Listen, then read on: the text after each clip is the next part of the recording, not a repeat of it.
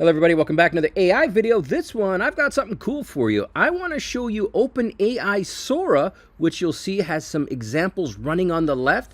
Well, I want to show you how that compares to the just announced Google DeepMind VEO. And I've got those videos running on the right side here, and you can see it. They're quite, well, to be honest with you, they're both really good.